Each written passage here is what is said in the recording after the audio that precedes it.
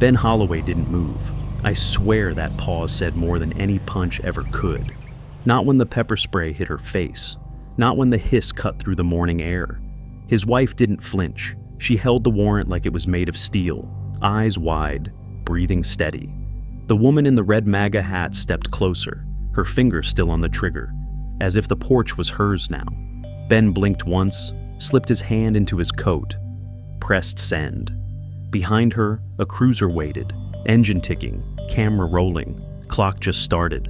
Ben Holloway used to work for the county office. 18 years, land management division. No one remembers his name, but he remembers every boundary line in 3 zip codes. He's not a loud man, never needed to be. People who know the rules rarely raise their voice. He didn't keep that land because of value. He kept it because of something older, something no one else saw. His father chalked the first water line under that porch. Summer of '73. No GPS. Just a length of string and a carpenter's pencil. Ben was 6, held the clipboard, watched his father bend down and say, "This one matters. This one has to last."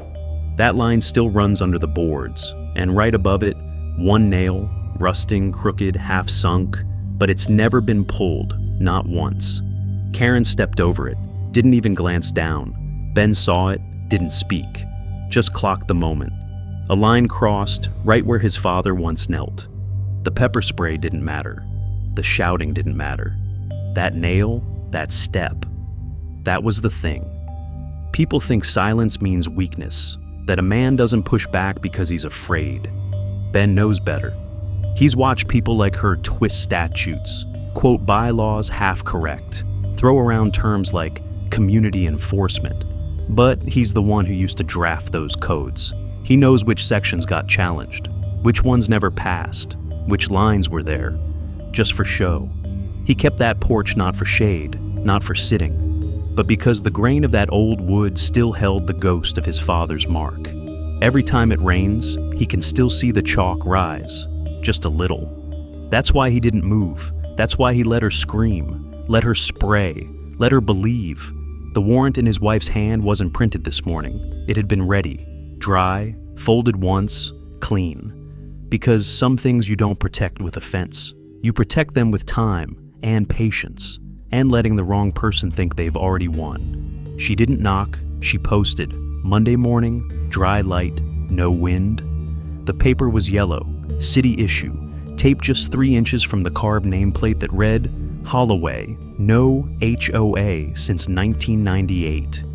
Ben saw her from the window, didn't rush. He waited 2 minutes, then opened the door. The notice was still warm, the adhesive still tacky.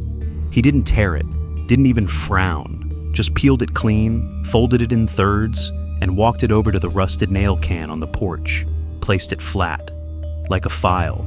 The lettering on the paper was all caps. Structural inspection order, HOA mandated. There was no HOA, but she acted like there was. Walked the boundary lines like a land surveyor. Used words like compliance, community standards, and enforcement discretion. Ben didn't answer the knock that never came. He let the quiet do its work. 3 days later, the wooden name sign was gone, replaced with a metal plate, stamped, mass-produced. HOA logo gleaming right where his father's hand once traced letters by blade. No one claimed responsibility. Ben didn't ask. He knew how this worked. It always started with something that looked official. A warning taped to a fence. A new sign drilled in without consent. A phrase dropped into conversation like it had legal weight. People like her didn't shout at first. They whispered behind forms, dressed intimidation in paperwork, used the illusion of order to build obedience. But Ben knew how many of those orders had no teeth. He had helped draft the real ones. He could see the missteps, and he could wait. That paper, that first yellow sheet, wasn't garbage. It was her first move, documented, time-stamped, handled with bare fingers so her prints would stay. The can on the porch didn't just hold old nails anymore, it held exhibits. Ben stood by the door that evening, watched the shadows shift, didn't speak. But for the first time since summer began, he locked the screen from inside. The game had started. She just didn't know whose board she was playing on. Maybe this part made you clench your jaw a little. It's strange how quiet violations hit the loudest. I used to think staying calm meant staying passive. Turns out, it just means you're watching everything. If you've been there or seen it done, drop your story below. And if this kind of justice speaks to you, you'll want to stay close.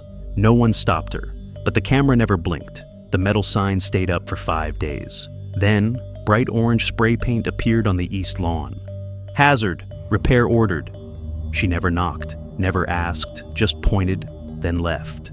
And when the neighbors asked, she said the same line she always did.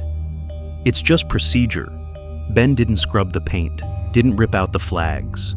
He adjusted the front porch camera, turned it east, and angled it just enough to catch the flagged line, right where the grass still bore the fire mark from 2012.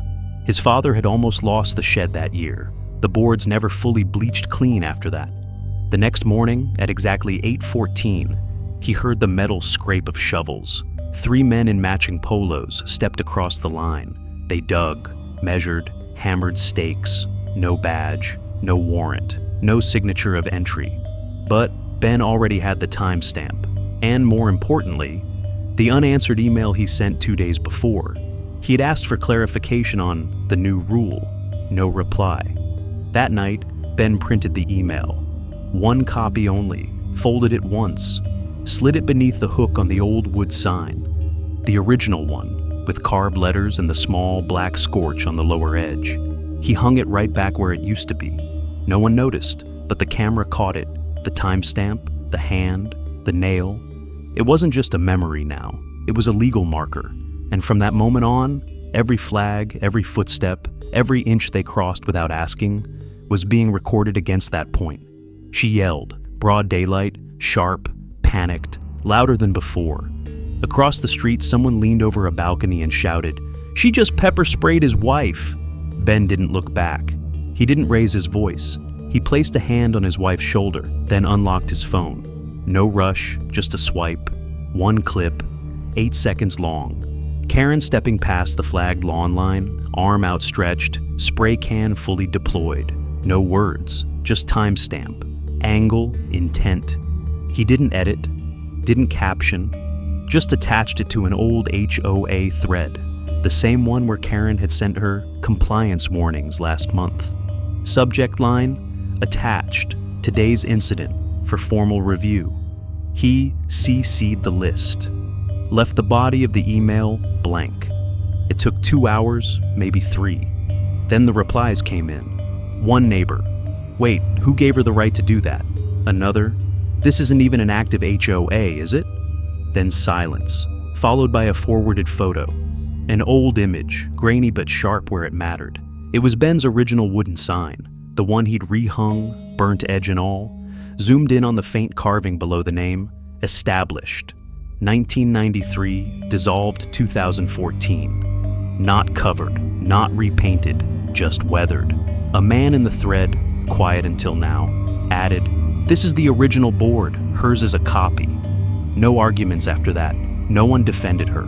The clip did more than show assault. It exposed the bigger lie. A dissolved HOA, a forged authority. A woman in a red MAGA hat using an old name to control new land. Karen didn't reply, but her silence came too late.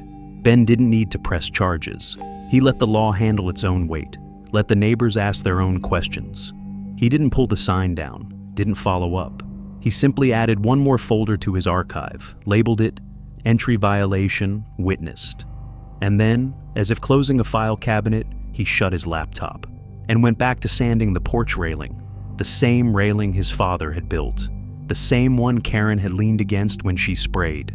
Karen came back. This time, she didn't come alone. 2 men followed, dark suits, clipboards, no badges. One held a sign, Notice of Violation. The other flipped a folder open, Official Resolution from the Regional HOA. Karen stepped forward, full center of the lawn, like it was hers now. She didn't wait for permission, didn't pause. "This is official," she said. "HOA reinstated last month. 32 households signed off." Ben didn't flinch, didn't blink. He looked at the folder, then asked calmly, "Which HOA?" The words hung, still air. No birds. Karen smiled like she'd already won. "The one from before," she said. "It's back. Majority rules." Ben gave a small nod, turned slightly, raised one hand. No rush, just a gesture. A figure stepped out from the porch shadow. Older man, civil clothes, but the badge was there, just tucked to the side. He walked toward Karen, voice steady. "Linda Rawls," he began. "You're under investigation for impersonating a dissolved corporate entity, unlawful enforcement, and financial misrepresentation." He held up a warrant. Karen froze. He continued. "We have audio recordings from the HOA meeting you held. Your voice stating, 'All we need is a majority nod.'" Someone gasped, not Ben, not the officer. It was the woman from 2 houses down, the one who always nodded along. Now she looked away. A man behind her, holding a basket of apples, quietly slipped one into his coat. Didn't speak. Didn't move. Karen's hand gripped the violation notice. Tighter. Edges crumpling. No one took it from her. No one needed to. The wind shifted. Software sharp. Inevitable. The red MAGA hat lifted off her head. Spun once, drifted downward. It landed near the porch, right next to the old wooden sign. Established. 1993, dissolved 2014. No one spoke, but everything had been said. Ben didn't smirk, didn't step forward. He simply exhaled. The porch railing creaked slightly under his hand, the same railing where she once sprayed his wife. Now silent, now hers no longer. 3 days later, the porch was painted, same color, no gloss, no shine, just clean. Ben didn't announce it, didn't call for help. He came out alone, held the old wooden sign in both hands. Lot 47, Holloway. Hand carved, corner still scorched from the fire. He hung it back, same post, same notch. It fit without force, like it never left. No one saw him do it, and no one needed to. A soft rustle.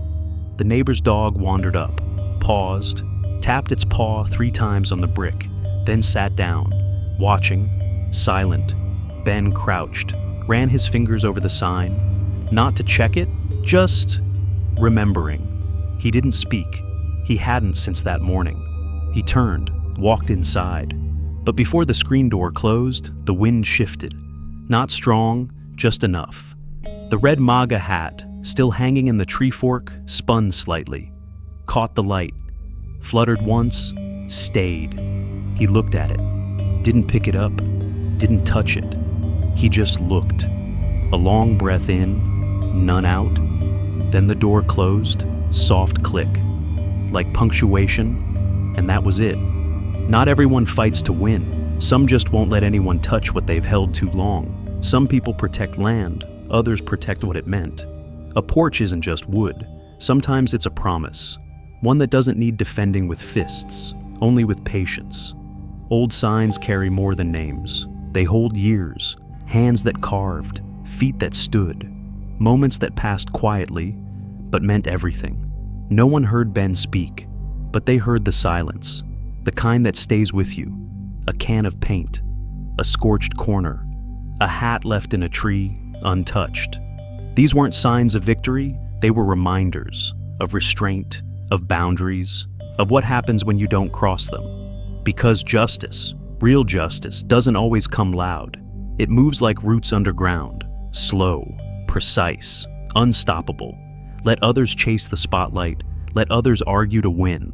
Some people, they just restore what's right, then step back, quietly, like they were never fighting, just remembering. There are places that ask to be guarded, not from enemies, but from being forgotten.